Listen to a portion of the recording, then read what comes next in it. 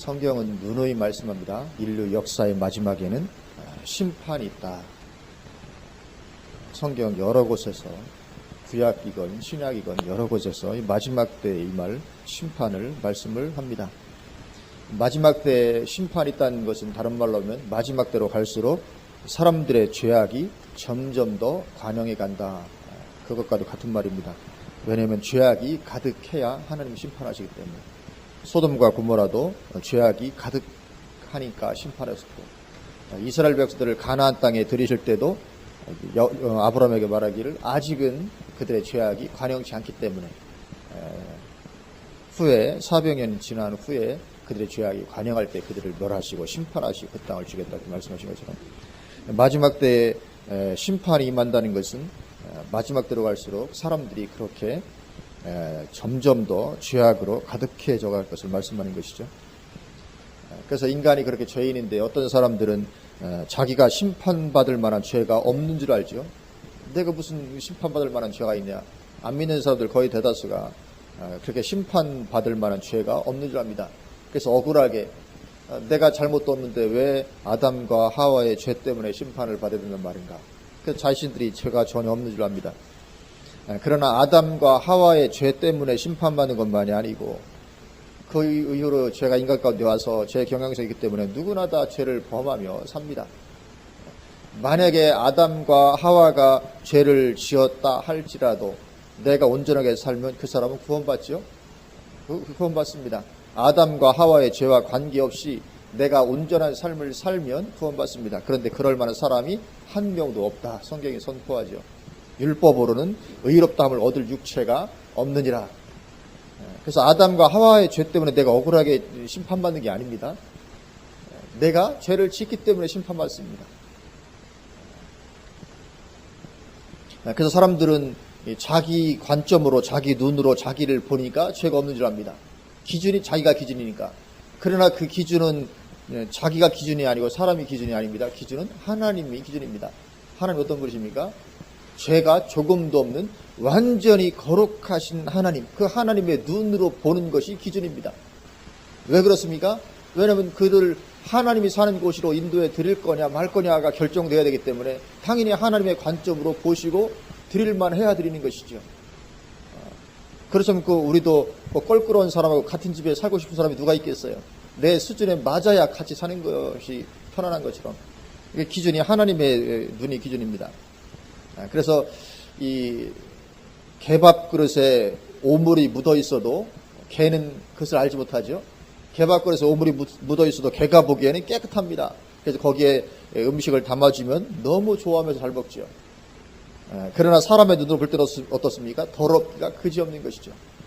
아마 오물이 묻어있는 개밥 그릇에 아무리 맛있는 음식을 담아주어도 여기서 드실 분들이 아무도 안 계실 것입니다. 누가 그걸 먹겠습니까? 사람이. 개밥 그릇에 오물 많이 묻어있는. 개 키워보신 분들 알잖아요. 아침에 먹은 개밥 그릇 씻지 않고 저녁에 또 담아줘도 아주 잘 먹습니다. 걔는 그것에 더러운 것을 알지 못합니다. 하나님의 눈으로 볼 때 인간이 그러하죠. 개밥 그릇보다 더 더러운 것이 인간의 죄입니다. 그래서 예레미야는 만물보다 거짓되고 심히 부패한 것이 인간의 마음이다. 그렇게 말하고 있습니다. 개밥 그릇이 우리 보기에는 굉장히 더럽지만 그것보다 더 더러운 게 뭐냐면 인간의 마음이다. 그렇게 말씀합니다. 만물보다 거짓되고 심히 부패한 것이 인간의 마음이다. 그래서 우리가 개밥 그릇을 우리의 품속에 품고 있을 수 없는 것처럼 하나님은 그런 인간을 하나님이 계신 천국에 들여놓으실 수가 없으신 것이죠. 너무 더러우니까. 누가 개밥 그릇을 우리 품속에 품을 사람이 누가 있겠습니까? 마찬가지로 그런 죄된 인간을 하나님 계신 천국에 하나님은 도무지 들여놓으실 수가 없는 거지요. 그래서 이 천국에 못 들어가는 인간이 가는 곳이 어디입니까? 지옥밖에 없는 것이죠. 그래서 인생이 지옥에 갈 수밖에 없는 것입니다. 그게 인간의 실존이죠. 그래서 하나님은 그런 인간을 구원하시기 위해서 친히 인간의 몸을 입으시고 이 땅에 오셔서 우리의 모든 죄를 대신 뒤집어 쓰시고 형벌을 당하셨죠. 이것이 말할 수 없는 은혜인 것입니다. 우리가 놀라운 은혜를 입게 된 것이죠. 이게 얼마나 놀라운 은혜인가 하면 오직 인간에게만 그렇게 대우해 주십니다. 인간만. 천사들은 그런 대우를 받지 못합니다. 천사들은 죄를 지었다가 주님께서 대신 죽어주신다 그런 법이 없습니다. 천사들은 한 번 죄를 짓자 하나님께서 영원히 버려버리시죠. 유다서 1장 6절에 보면 또 자기 지위를 지키지 아니하고 자기 처소를 떠난 천사들을 큰 날의 심판까지 영원한 결박으로 흑암에 가두셨으며 그렇게 말씀하고 있습니다. 죄 지은 천사들에게는 회개의 기회를 하나님 주시지 않습니다. 천사가 죄를 지은 것이 마귀가 됐죠. 어쩌면 마귀가 불만이 있을지 모릅니다. 아니 인간들은 죄를 지어도 그렇게 십자가에 달리셔까지 저들을 구원하시는데 우리는 천사였는데 왜 한 번 죄 졌다고 우리를 이렇게 용서하는 길을 열어주지 않느냐. 하나님이 뜻대로 하시는 거죠. 하나님은 타락한 천사들을 위해서는 십자가에 달리시지 않으셨습니다. 오직 인간에게만 다시 구원에 이를 수 있는 그런 은혜를 주신 것이죠. 그래서 우리는 오직 예수님 믿고 예수님 안에서 우리가 살아야 될 줄로 믿습니다. 우리가 하나님을 떠나서 다시 죄 가운데 살 수는 없는 것입니다. 왜냐하면 지옥의 심판이 기다리고 있기 때문에 그렇죠. 오늘 본문은 인류 역사 마지막 때의 그 심판을 말씀하고 있습니다. 이사야 하반부는 바벨론 포로 시대를 배경으로 해서 구원과 회복의 예언을 주고 있는 부분입니다. 그래도 오늘 본문을 보면 갑자기 에돔이 등장하고 에돔을 심판하실 것을 말씀합니다. 아니 지금 바벨론에 포로됐고 바벨론에서의 어떤 회복과 구원을 말씀하신 그런 어떤 맥락인데 갑자기 에돔이 등장합니다. 그리고 에돔을 심판하겠다 이렇게 말씀하십니다. 바벨론을 심판하실 것이다 그렇게 말씀하며 문맥에 맞고 전혀 이상이 아직 한 것이 아닌데 상황에 잘 맞는 것인데 갑자기 에돔의 심판을 말씀합니다. 왜 그렇습니까? 그것은 오늘 본문에서 말씀하고 있는 이 에돔의 심판, 이 에돔이 심판받을 하나님의 모든 대적들을 총칭해서 상징하고 있기 때문에 그렇습니다. 이 에돔이 오늘 본문의 에돔이 그렇게 심판받을 하나님의 모든 대적들을 총칭해서 지금 상징하고 있습니다. 그래서 오늘 본문 마지막 절 6절을 보면 에돔 심판이 결국은 만민 심판임을 말씀하죠. 6절에 내가 노함으로 말미암아 만민을 밟았으며 결국 에돔 심판이 결국 만민 심판인 것이죠. 이처럼 성경은 에돔을 종종 하나님을 대적하는 세력을 총칭해서 상징하는 표현으로 종종 사용을 하고 있습니다. 그래서 마지막 때 행하실 하나님의 모든 대적에 대한 심판도 에돔 심판으로 그래서 묘사를 하고 있습니다. 우리 한번 이사야 34장으로 우리 한번 가보십니다. 이사야 34장입니다. 이사야 34장 그 앞부분인 이사야 32장 33장은 주님의 재림 후에 이루어지게 될 메시아 왕국에 대한 예언입니다. 그래서 이 34장은 그 마지막 때에 있을 일들에 대한 예언의 내용입니다. 그래서 34장이 마지막 때에 대해 있을 이야기인데 그 내용이 뭐냐면 에돔 심판입니다. 1절부터 보면 이렇게 말씀합니다. 열국이여 너희는 나와 들을지어다. 민족들이여 귀를 기울일지어다. 땅과 땅에 충만한 것 세계와 세계에서 나는 모든 것이여 들을지어다. 대저 여호와께서 열방을 향하여 진노하시며 무엇을 향해 진노하십니까? 열방을 향해 진노하십니다. 그들의 만군을 향하여 분내사 그들을 진멸하시며 살육당하게 하셨은즉 결국 열방에게 분노하시고 열방을 진멸하시고 살육당하게 하신다는 거죠. 그 살육당한 자는 내던진 바 되며 그 사체의 악취가 솟아오르고 그 피에 산들이 녹을 것이며 하늘의 만상이 사라지고 하늘들이 두루마리같이 말리되 그 만상의 쇠자나무 포도나무 잎이 마름 같고 무화과나무 잎이 마름 같으리라. 그래서 여기 4절을 보면 요한계시록에 나오는 마지막 때의 모습과 똑같죠. 하늘의 만상이 사라지고 하늘이 두루마치같이 말리고 결국 이게 마지막 때에 대한 이야기입니다. 1절부터 4절이. 그래서 계시록 6장 12절부터 14절에 나오는 모습. 내가 보니 6째 인을 떼실 때에 큰 지진이 나며 해가 검은 털로 짠 상복같이 검어지고 다른 온통 피같이 되며 하늘의 별들이 무화과나무가 대풍에 흔들려 설익은 열매가 떨어지는 것 같이 땅에 떨어지며 하늘은 두루마리가 말리는 것 같이 떠나가고 각 산과 섬이 제자리에서 옮겨지매. 그래서 계시록 6장에서 말씀하는 6번째 인 떼실 때 마지막 때의 모습과 이사야 34장 4절의 모습이 똑같죠. 그래서 이사야 34장이 지금 마지막 때에 대한 말씀을 하고 있는 그런 것이죠. 마지막 때 이루어질 그 심판을 말씀합니다. 그런데 그 마지막 심판의 때에 에돔이 심판을 받는다고 말씀하십니다. 그 5절 보면 이사야 34 5절에 여호와의 칼이 하늘에서 족하게 마셨은즉 보라 이것이 에돔 위에 내리며 진멸하시기로 한 백성 위에 내려 그를 심판할 것이라. 그러니까 뜻이 하늘에서 이루어진 것 같이 땅에서 이루어지는 것입니다. 그래서 여호와의 칼이 하늘에서 쫙 한 것처럼 그대로 에돔 위에 내려서 에돔을 심판하는 것이죠. 그래서 여기 에돔은 실제적인 혈통적인 에서의 후손 에돔 족속을 말하는 게 아닙니다. 마지막 때와 에돔 족속은 아무런 상관이 없습니다. 지금 에돔 족속이 어디 있는지도 모릅니다. 흔적이 있는지도 없는지. 아니 그냥 뭐 없어. 마지막 때에 에돔이 혈통적인 에돔이 뭐 심판받고 이런 일은 있지 않습니다. 그래서 이건 지금 실제적으로 마지막 때 에돔이 심판받고 그걸 말씀하는 것이 아니죠. 여기 에돔 족속은 예수님을 믿지 않고 하나님을 대적하는 모든 민족, 모든 사람에 대한 총칭으로 그렇게 사용되고 있는 것입니다. 그렇게 하나님을 믿지 않는 사람에게는 반드시 심판이 예비되어 있는 것이죠. 그러한 심판의 때가 있는 것입니다. 그래서 또 8절도 보면 34장 8절 이것은 여호와께서 보복하시는 날이요 시온의 송사를 위하여 신원하시는 해라. 이런 보복하시는 날, 신원하시는 해, 이 시기가 다가오고 있는 것입니다. 마지막 때 하나님 그렇게 보복하시고 하시는 때가 임하게 되죠. 그리고는 어떻게 됩니까?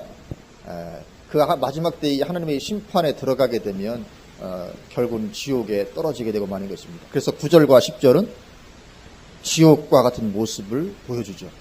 이사야 34장 9절과 10절 9절 에돔의 시내들은 변하여 역청이 되고 그 티끌은 유황이 되고 그 땅은 불붙는 역청이 되며 낮에나 밤에나 꺼지지 아니하고 그 연기가 끊임없이 떠오를 것이며 세상에 황무하여 그리로 지나갈 자가 영영이 없겠고.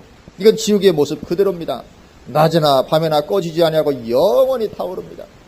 이게 지금 실제적인 어떤 에돔, 혈통적인 에돔을 말하는 것이 아니죠. 마지막 때 이렇게 이루어지고 결국 그 심판되어질 모습입니다. 이 지옥의 모습을 그대로 지금 보여주고 있습니다. 그래서 예수님을 믿지 않고 하나님을 대적하는 가운데 있으면 이러한 영원한 지옥의 불에 떨어지게 되고 마는 것입니다. 하나님은 그렇게 죄 때문에 심판하십니다. 에돔을 심판하십니다. 마지막 때 모든 민족, 모든 사람들을 심판하십니다. 근데 그 죄 중에 가장 중요한 죄가 뭐냐 하면 하나님의 백성들을 괴롭힌 죄였습니다. 우리가 그런 존재인 줄로 믿습니다. 마지막 때 하나님께서 이 땅에 심판을 내리십니다. 불심판을 내리시는데 그렇게 심판을 내리신 그냥 단순히 마지막에 그냥 사람들 다 지옥에만 보내는 것이 아니라 이 땅을 일단 심판하시잖아요. 그 심판하시는 그 죄 때문에 심판을 하시는데 가장 중요한 제목이 뭐냐면 하나님의 백성들을 괴롭혔다 이거지 너희가. 그래서 심판하십니다. 그래서 8절을 보면 이사야 34장 8절을 보면 이것은 여호와께서 보복하시는 날이요 시온의 송사를 위하여 신원하시는 나라. 시온 하나님의 백성들을 그들의 송사를 위해서 왜냐하면 억울한 일을 당했으니까 송사를 하죠. 그걸 신원하는 갚아주시는 그런 해라는 것이죠. 그리고 실제로 구약시대 에돔 족속이 하나님의 백성 이스라엘에 대해서 그렇게 괴롭히고 조롱하고 그렇게 했었죠. 그래서 시편 137편 7절을 보면 이렇게 말씀합니다. 여호와여 예루살렘이 멸망하던 날을 기억하시고 에돔 자손을 치소서. 그들의 말이 헐어버리라 그 기초까지 헐어버리라 하였나이다. 그러니까 바벨론이 예루살렘을 공격하고 막 점령하고 그러니까 에돔 자손이 너무 좋아가지고 그래 바벨론 애들 잘한다 헐어버려라 다 기초까지 다 헐어버려라. 그렇게 했다는 거죠. 그래서 하나님의 백성들이 고통당하고 망하는 것을 에돔 족속이 너무나도 좋아했습니다. 그래서 그들은 틈만 나면 이스라엘을 괴롭혔습니다. 에돔이. 그래서 지금 마지막 때 이 하나님의 대적들을 지금 에돔에 비유하고 계시는 것입니다. 또 우리 한 군데 또 찾아보실까요? 오바댜 찾기가 참 힘들 것입니다. 한 장밖에 없는 아주 작은 분량인데 호세아, 요엘, 아모스 다음에 오바댜가 있습니다. 제 성경으로는 1285쪽입니다. 우리 한번 가보실까요? 1285쪽. 오바댜는 한 장밖에 안 되는 작은 분량입니다. 이 오바댜서의 내용이 뭐냐면 주된 내용이 에돔 심판에 대한 것이 주된 내용입니다. 에돔 심판. 에돔 심판을 가지고 예언한 것이 오바댜서의 전체 내용입니다. 9절 보면 오바댜 1장 9절에 보면 드마나 내 용사들이 놀랄 것이라 이로 말미암아 에서의 산에 있는 사람은 다 죽임을 당하여 멸절되리라.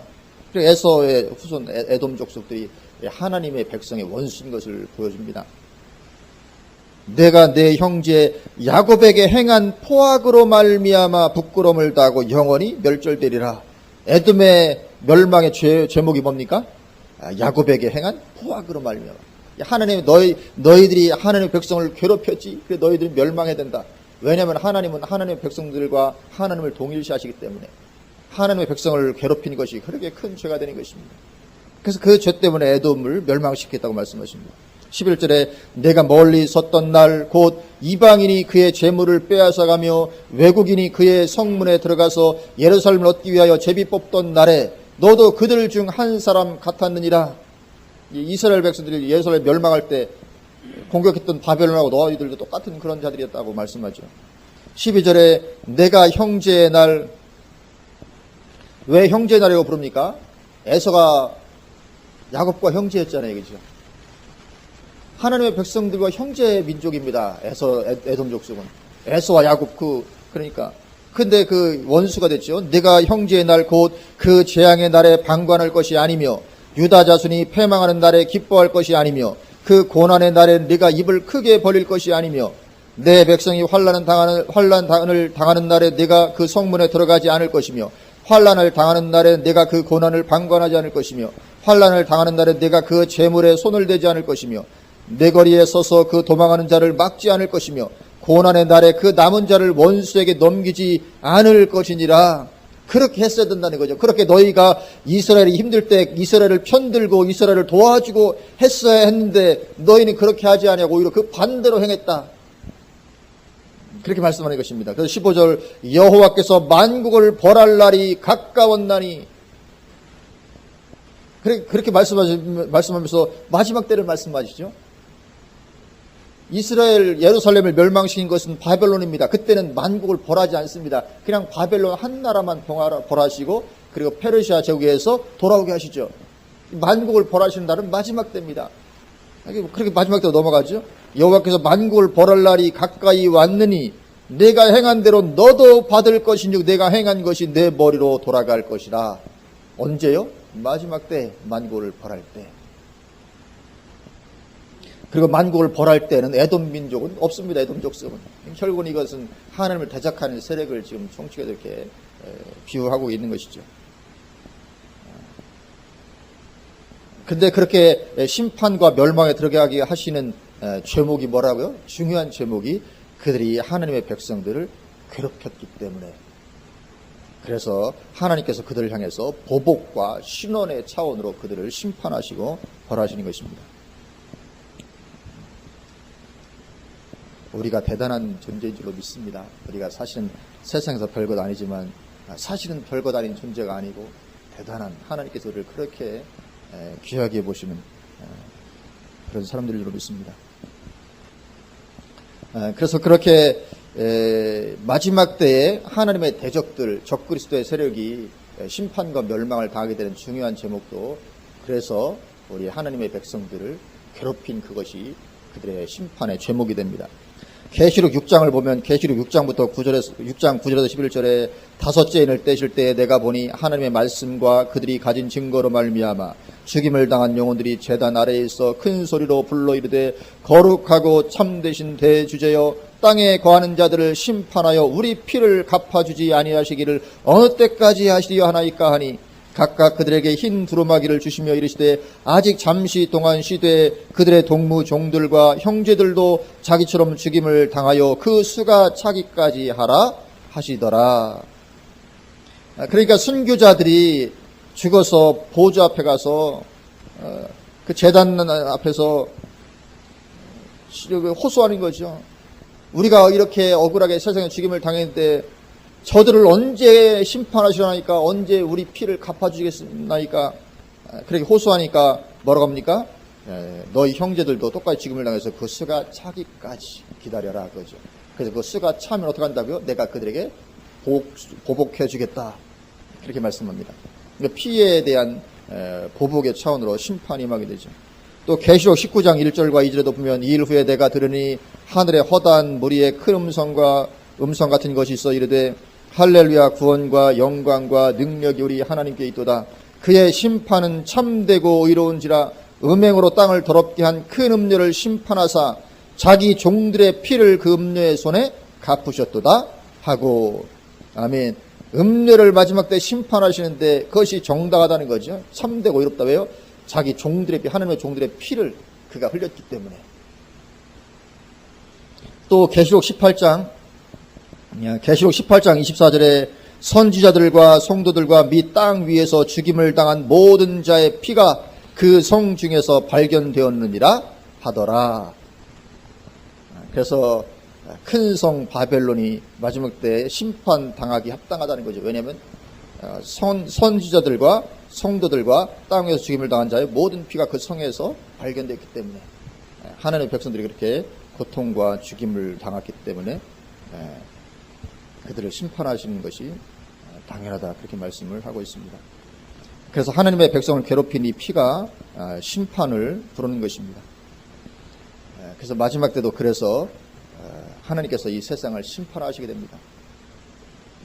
그런데 사람들은 뭐 그것을 전혀 모르고 있죠. 특별히 하나님의 대적들, 적그리스도의 세력들, 불신자들, 하나님을 대적하는 사람들 전혀 모르고 있습니다. 그래서 이 마지막 때의 적그리스도 세력들은 자기들이 절대로 망하거나 심판에 들어가지 않을 것처럼 기고만장하지요. 교만이 하늘을 찌릅니다. 우리는 절대로 망하지 않고 우리를 절대로 심판에 들어가지 않을 것이다. 그래서 지금 세계 단일 정부를 추진하는 뉴 월드 오더, 신세계 질서를 계속 이뤄나가려고 하는 그런 악한 세력들이 있죠. 그들은 그렇게 신세계 질서만 확립되면 그들은 영원히 안전할 거라고 생각합니다.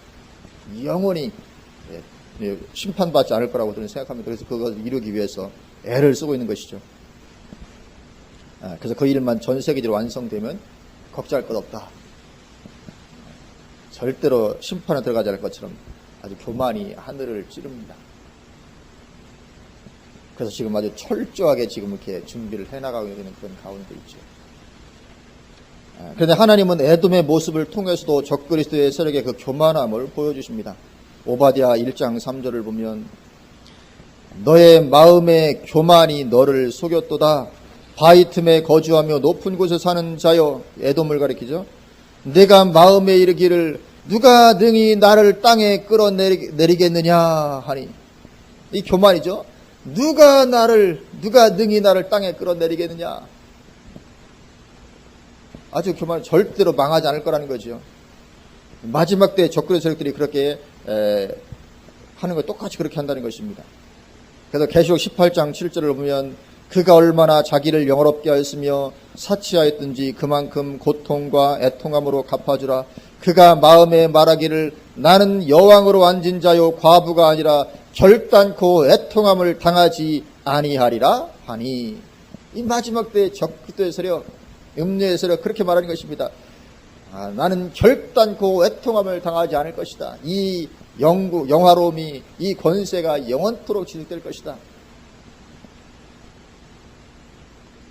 또 계시록 13장 7절을 보면, 또 권세를 받아 성도들과 싸워 이기게 되고 각 족속과 백성과 방언과 나라를 다스리는 권세를 받으니. 그래서 계시록 13장에 짐승표 이야기가 나오죠. 그래서 짐승표를 통해서 전 세계 사람들을 완전히 통제하게 됩니다. 그리고 그리스도들을 제압하게 되니까 영원히 망하지 않을 것처럼 교만하게 된 거죠. 그래서 지금 전 세계를 그렇게 통제하기 위해서 아주 그 시스템화하기 위해서 애를 쓰고 있죠. 그래서 이제 그 핵심이 이제 짐승표가 될 것인데, 짐승표를 통해서 전 세계 사람들을 완전히 통제하게 됩니다. 이 짐승표가 다 시행되면 꼼짝 못하면 다 통제당합니다. 일거수일투족이 다 감시됩니다. 지금도 우리 그 스마트폰 하나 가지고 있는 것만 해도 우리 위치가 전부 다 지금 저장되고 있거든요. 우리가 어디 돌아가서 어디 다니고 있고 어디 가서 얼마나 머물고 그것이 초 단위까지 전부 다 이게 지금 정리가 되고 있다고 하잖아요. 우리가 거기 안 갔었는데요. 발품할 수가 없을 정도로 이 모든 것이 이미 다 그렇게 짐승표가 되면 우리 활동이 전부 다 감시가 되고 그리고 거기에 있는 어떤 기능들 때문에 요즘에 그래도 제가 지난주에 신문을 보니까 삼성에서 그걸 만들었더라고요. 우리나라 삼성 대단합니다. 지난주에 일주일 전에 보도 나왔던 건데 삼성에서 그 칩을 머리에 이식해가지고 칩이 두뇌를 어떻게 조종하는 건가요? 그게 이제 가능하게 됐다. 그런 뉴스가 나왔더라고요. 그러니까 그 칩을 통해서 얼마든지 인간의 두뇌를 하는 게 가능하다는 거죠. 새로운 기억도 심을 수 있고 감정도 조절할 수 있고 다 한다는 거죠. 그래서 그렇게 짐승표가 전 세계로 실시만 되면 이제 전 세계 사람을 다 통제하게 되고 그러면 그 권세가 영원토록 갈 거라고 착각하는 거죠. 적그리 세력이 그렇습니다. 이게 그 말씀이죠. 네. 영원히 망하지 않을 것이다. 절단코의 통합을 당하지 않을 것이다. 오늘 그러니까 오바댜 1장 3절에서도 누가 능히 나를 땅에 끌어내겠느냐 이런 교만함이 있는 거죠. 그러나 어떻게 됩니까? 하루 동안에 모른다고 성경이 말씀합니다. 하루 동안에 계시록 18장 8절 그러므로 하루 동안에 그 재앙들이 이르리니 또 하루뿐만 아니라 한 시간에 심판에 들어간다고도 말씀합니다. 계시록 18장 10절 화이또다 큰 성 견고한 바벨론이여 한 시간에 내 심판이 이르렀다 하리로다. 또 계시록 18장 16절 17절에 이르되 화이또다 큰 성이여 세마포옷과 자주옷과 붉은 옷을 입고 금과 보석과 진주로 꾸민 것인데 그러한 두가 한 시간에 망하였도다. 또 계시록 18장 19절에 화이또다 이 큰 성이여 바다에서 배부르는 모든 자들이 너의 보배로운 상품으로 치부하였더니 한 시간에 망하였도다. 그렇게 갑작스럽게 망하게 됩니다. 누가 그렇게 하십니까? 전능하신 하나님께서 심판하시는 것이죠. 그래서 오바댜 1장 4절에 네가 독수리처럼 높이 오르며 별 사이에 깃들일지라도 내가 거기에서 너를 끌어내리리라 여호와의 말씀이니라. 그렇게 말씀합니다. 에돔 족수가 너희가 그 세일산 산이 좀 높고 험하다고 해서 그렇게 아무도 너희를 점령하지 못할 것처럼 그렇게 교만하느냐? 하나님 말씀하시죠. 내가 독수리처럼 높이 오르고 심지어는 별 사이에 깃들일지라도 내가 거기에서 너를 끌어내리리라. 사실 성경에 별 사이에 깃들이는 걸 말씀하잖아요. 그래서 요즘에 그렇게 우주선을 띄워서 뭔가 우주에서 살아보려고 하는 지구는 망하더라도 살아보라는 그런 시도들도 있습니다. 절대로 성공하지 못하고 일시에 망하게 될 것입니다. 그래서 아무리 그들이 교만하게 소리치고 온 세계를 장악하고 모든 사람을 통제해도 그래서 권세를 가지고 그리스도인들을 잡아 죽이고 해도 하나님의 심판을 피할 수는 없는 것입니다. 한 명도 빠짐없이 다 멸망과 심판에 들어가게 되고 마는 것이죠.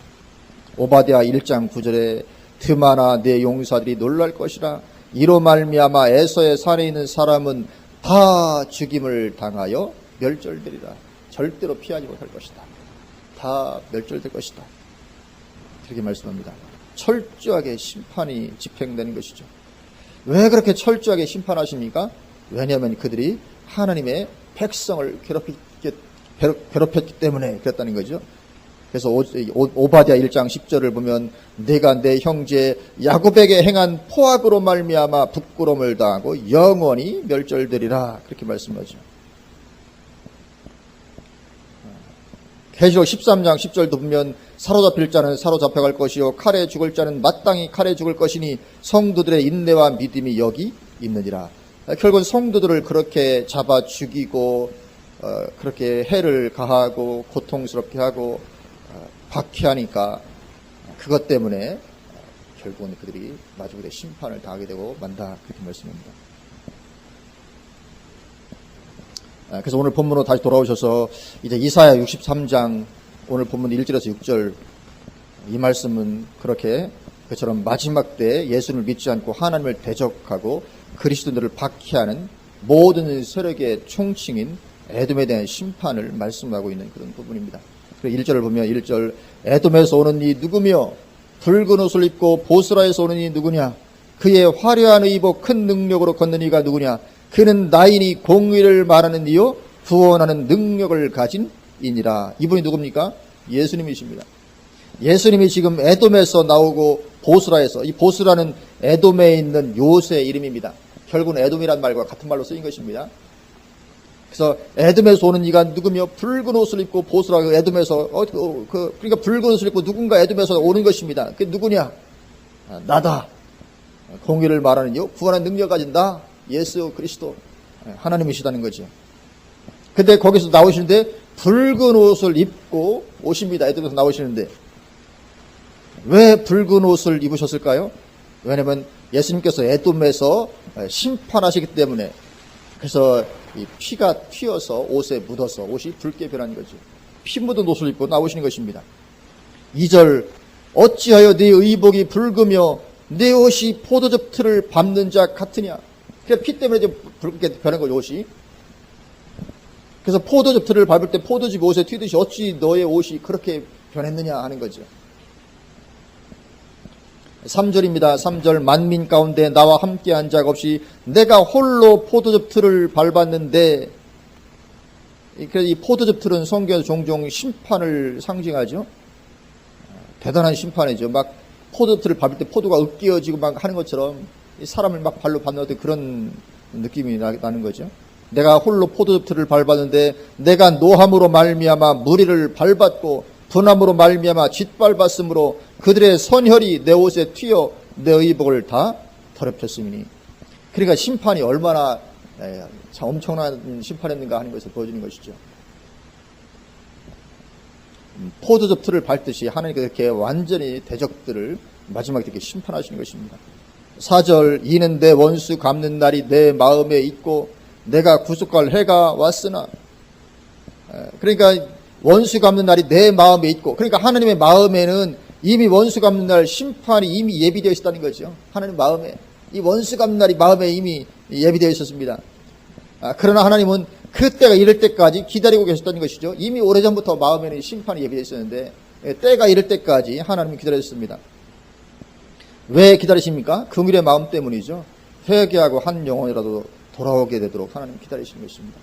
베드로후서 3장 9절 10절에 주의 약속은 어떤 이들이 더디다고 생각하는 것까지 더딘 것이 아니라 오직 주께서는 너희를 대하여 오래 참으사 아무도 멸망하지 않고 다 회개하기에 이르기를 원하시느니라. 그러나 주의 날이 도둑같이 오리니.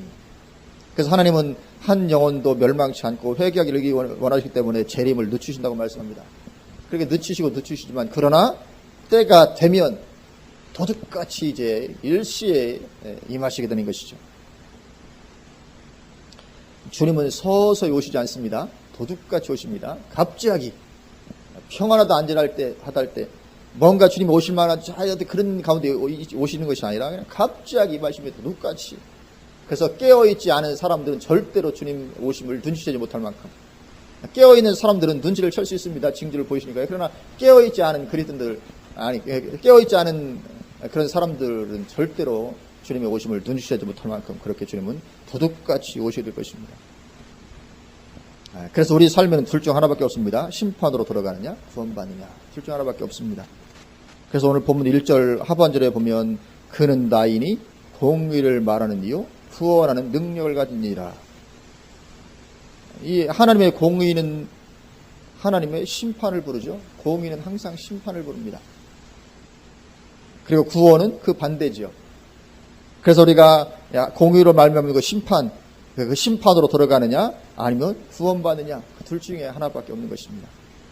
우리는 반드시 그래서 구원에 들어가는 자가 되어야 될 줄로 믿습니다. 물론 우리가 그렇게 구원의 대열에 서게 되면 에돔으로부터 괴롭힘을 당할 수 있을 것입니다. 특별히 마지막 때는 반드시 에돔으로부터 괴롭힘을 당하게 될 것입니다. 세상으로부터 미움과 불이익을 당할 수 있는 것이죠. 디모데후서 3장 12절에서는 무릇 그리스도 예수 안에서 경건하게 살고자 하는 자는 박해를 받으리라 그렇게 말씀하고 있습니다. 어쩔 수 없습니다. 우리가 경건하게 살고자 하면 박해를 받을 수밖에 없습니다. 왜냐하면 이 세상 신이 마귀이기 때문에 그렇죠. 그래서 우리가 이 세상에 사는 동안에는 세상으로부터 미움받는 것을 완전히 피할 수는 없습니다. 그렇게 되지 않습니다. 내가 아무리 정직하고 성실하게 산다고 해서 세상이 나를 미워하지 않느냐. 물론 대단히 심각하게 미움을 받지 않을지 모르지만 그러나 미움받는 것을 완전히 피할 수는 없습니다. 예를 들면 다니엘 같은 사람 얼마나 믿음 좋고 인격 훌륭하고 실력 탁월했죠. 다니엘은 뭐 흠잡을 데가 없습니다. 얼마나 좋은 사람입니까? 남들 대해서도 전혀 악을 행하지 않고 인격 훌륭합니다. 실력 대단합니다. 지혜 넘칩니다. 믿음 좋습니다. 어느 것 하나 흠잡을 데가 없었지만 그러나 그럼에도 불구하고 다니엘은 사람들로부터 미움을 받아서 얼마나 고생을 많이 했는지 모릅니다. 사자굴에 던져지기도 하고요. 온갖 고생을 하는 것이죠. 그래서 내가 아무리 정직하고 성실하게 살아도 세상으로부터 이런 불이익은 다가옵니다. 그래서 우리는 오직 신혼의 때 바라보며 믿음으로 사는 것인 줄로 믿습니다. 그래서 그런 부분들이 있는 것이죠. 그냥 믿음으로 더우면 좀 히트 꺼도 괜찮겠어요. 그래서 우리가 이 세상 살아갈 때 그런 부분들이 있습니다. 하나님의 갚아줌의 때를 바라보면서 견디고 그냥 믿음으로 살아야 되는 그런 부분들이 있는 것이죠. 그러나 우리가 기억해야 될 것은 하나님 반드시 갚아주실 것이고 그럴 뿐만 아니라 우리가 괴롭힘 당한 그것 때문에 엄청난 축복을 앞으로 받게 될 줄로 믿습니다. 우리가 이 세상에 당한 것 전부 다 갚아주십니다.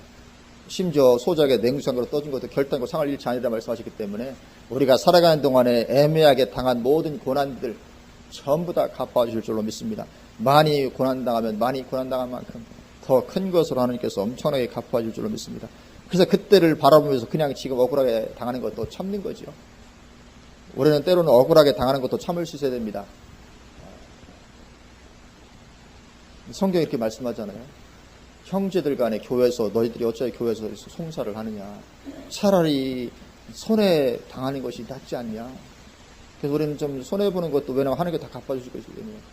근데 오늘날에는 절대로 손해보려고 하지 않습니다. 그래서 교계 안에서도 교단에서 얼마나 고소고발이 난무하는지 이건 어떻게 그럴 수 있을까 싶어요. 아니 교회 안에서 왜 그 고소를 하는지 손해보면 될 것인데 지금 뭐 교회들 안에서도 그렇고 교계 안에서도 뭐 한기총에서 그렇고 조금만 하면 뭐 그냥 여러 가지를 가지고 그냥 내가 누군가 한 명 포기하면 깨끗하거든요. 이런 일들이 너무 내가 손해보면 되는데 손해보려고 하지 않는 내가 왜 손해보느냐 이것이 팽배합니다. 그러나 내가 좀 손해보면 그것 때문에 나중에는 엄청난 축복으로 돌아오게 될 것인데 그걸 알지 못하는 거죠. 만민을 심판하시는 때가 점점 다가오고 있는 그런 시대를 우리가 살아가고 있습니다. 그래서 우리는 이 심판을 바라보는 우리는 한 번 구원받았는데 다시 죄에 빠지는 그런 삶이 되어서는 안 될 줄로 믿습니다. 성령으로 시작했다가 육체로 마치게 되어서는 안 될 줄로 믿습니다. 그런 일들이 비일비재하게 일어나는데 우리는 지옥 갈 염려가 조금도 없어야 될 줄로 믿습니다. 우리에게는 정말 지옥 갈 염려, 혹시 내가 지옥 가게 되지 않을까 이런 염려가 조금이라도 없어야 될 줄로 믿습니다. 100% 확신하게 아마 내가 지옥 갈 가능성이 한 10%는 있을 것 같아. 그러면 안 됩니다. 10%라도 지옥 갈 확률이 있으면 그거 어떻게 삽니까? 걱정돼가지고 10%가 당첨될 수 있잖아요. 10% 확률도. 그러면 큰일이거든요. 그래서 지옥 갈 염려가 조금도 없어야 될 줄로 믿습니다. 구원의 문제만큼 우리가 확실해야 될 줄로 믿습니다. 로마서 8장 13절에 너희가 육신대로 살면 반드시 죽을 것이로되 영으로서 몸의 행실을 죽이면 살리니 이게 실제입니다. 여기 죽는다는 것은 지옥 간다는 뜻이거든요.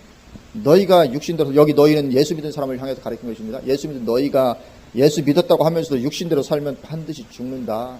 영으로서 몸의 행실을 죽여야 산다. 그러니까 내 육신의 욕심대로 소욕대로 살면 안 된다는 거죠. 심판에 들어갑니다. 지옥 간다는 것입니다. 그래서 내 생각에 내 육체에 막 튀어나오는 대로 내 혈기 올라오는 대로 내 욕심이 솟아오르는 대로 다 이렇게 살면 큰일 나는 것이죠.